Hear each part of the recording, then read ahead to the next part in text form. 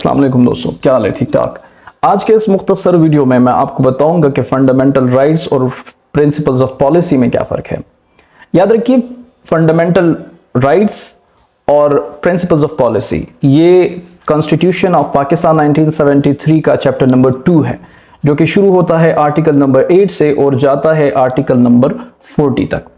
इसके दो पार्ट्स हैं, एक आर्टिकल नंबर 8 से शुरू होता है और जाता है आर्टिकल नंबर 28 तक, और ये फंडामेंटल राइट्स कहलाता है। जबकि दूसरे नंबर पर 29 आर्टिकल से शुरू होता है और जाता है आर्टिकल नंबर 40 तक, और इसको कहते हैं प्रिंसिपल्स ऑफ पॉलिसी। इन दोनों में क्या फर्क है? इन दोनों में बुनियादी फर्क जो है वो ये है कि फंडामेंटल राइट्स जो हैं वो लीगली इन्फोर्सेबल राइट्स होते हैं, जो कॉन्स्टिट्यूशन ने गारंटी किए होते हैं सिटीजंस ऑफ पाकिस्तान को कि ये उनके हुकूक हैं, ठीक है। जबकि प्रिंसिपल्स ऑफ पॉलिसी जो है वो दरअसल एक वेल बीइंग है, सोशो इकोनॉमिकल और एजुकेशनल एक वेलफेयर के लिए एक गाइडलाइन के तौर पर हुकूमत ने आपको कि हुकूमत ये करेगी, इस तरह करेगी, ये इन्फोर्सेबल नहीं है। यानी इसके लिए आप किसी कोर्ट ऑफ जस्टिस में नहीं जा सकते। जबकि फंडामेंटल राइट्स वो पार्ट है कॉन्स्टिट्यूशन का कि अगर उसकी वायलेशन हो, अगर आपके हवाले से उसकी वायलेशन हो, तो आप किसी भी कोर्ट में जा सकते हैं। यानी ये जस्टिशिएबल राइट्स हैं और ये इन्फोर्सेबल राइट्स है, किसी भी अदालत में आप जा सकते हैं।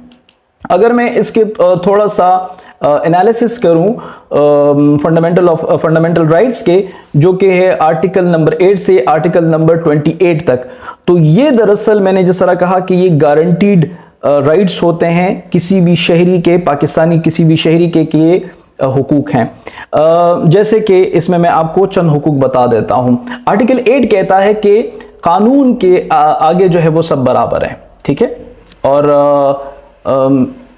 कानून की जो खिलाफ वर्जी होगी वो नहीं होगी। Laws that contradict are violated rights in this chapter are void, ठीक है। यानी वो कवानीन जो कॉन्ट्रडिक्शन में है आपके फंडामेंटल राइट्स के, वो वॉइड कहलाए जाएंगे, वो खत्म होंगे, वो नहीं होंगे, ठीक नहीं होंगे वो। दूसरे नंबर पर कहा गया, फॉर एग्जांपल आर्टिकल नंबर 9 में कहा गया कि हर किसी को जीने का हक है, ठीक है, ये फंडामेंटल राइट है।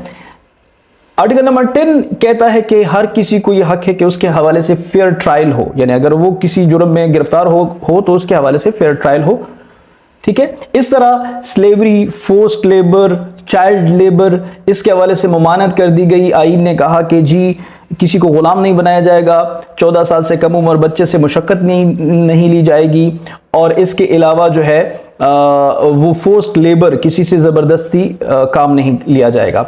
और इसके अलावा दीगर हुकूक भी है कि किसी को डबल पनिशमेंट नहीं दी जाएगी, फ्रीडम ऑफ मूवमेंट होगी, आप पीसफुल एहतजाज कर सकते हैं, आप पीसफुल एसोसिएशन बना सकते हैं, आप पीसफुल असम्बली में आ सकते हैं, और आप किसी भी मज़हब को प्रोफेस कर सकते हैं, किसी भी मज़हब को प्रैक्टिस कर सकते हैं। ये वो फंडामेंटल राइट्स हैं जो आईन ने सब शहरियों को दिए हैं, और मैंने कहा ये कवर करता है आर्टिकल नंबर 8 से लेकर आर्टिकल नंबर 40 तक। तो ये सारी चीजें हैं, मैंने जिस तरह पहले कहा, ये इन्फोर्सेबल है और ये जस्टिशिएबल है, और किसी भी कोर्ट ऑफ जस्टिस में आप जा सकते हैं अगर इसकी वायलेशन हो आपके हवाले से। प्रिंसिपल ऑफ पॉलिसी जो है वो गाइडलाइंस हैं, वो रियासत ने सिर्फ गाइडलाइंस दिए हैं कि रियासत इस तरह करेगी, रियासत इस तरह इंटेंशंस रखती हैं, ये इन्फोर्सेबल नहीं है, इसके हवाले से आप किसी कोर्ट ऑफ जस्टिस में नहीं जा सकते।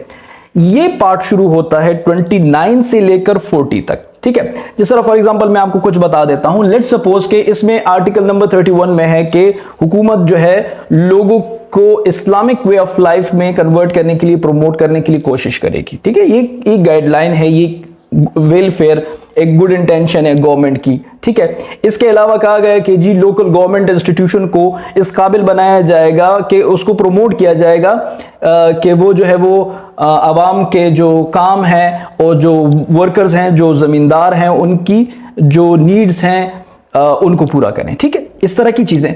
या इसके अलावा ये कहा गया जिस तरह आर्टिकल 34 में है कि वुमेन को, औरतों को इस काबिल बनाया जाएगा कि वो मर्दों के शाना बशाना नेशनल लाइफ में काम करें, एक साथ काम करें, ठीक है। इसके अलावा कहा गया कि जी माइनॉरिटीज की प्रोटेक्शन होगी, ठीक है। इसके अलावा कहा गया कि जी लोगों को इसके लिए उबारा जाएगा कि वो आर्म फोर्सेस में आए, पार्टिसिपेट करें, ठीक है।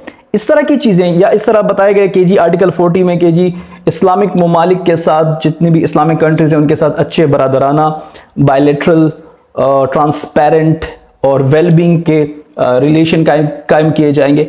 तो ये वो पार्ट है प्रिंसिपल्स ऑफ पॉलिसी, वो पार्ट है कॉन्स्टिट्यूशन का जो कि सिर्फ हुकूमत ने सोशो इकोनॉमिकल और इसके अलावा जो एजुकेशनल हवाले से जो गाइडलाइंस हैं, जो वेलबींग हैं, उनकी प्रमोशन की बात की है। अगेन मैं रिपीट करता चलूं, ये इन्फोर्सेबल पार्ट नहीं है, जबकि फंडामेंटल राइट्स जो है वो इन्फोर्सेबल और जस्टिशिएबल पार्ट है कि जिसकी अगर वायलेशन हो तो आप कोर्ट ऑफ जस्टिस में जाकर अपने हुकूक जो है वो तलब कर सकते हैं।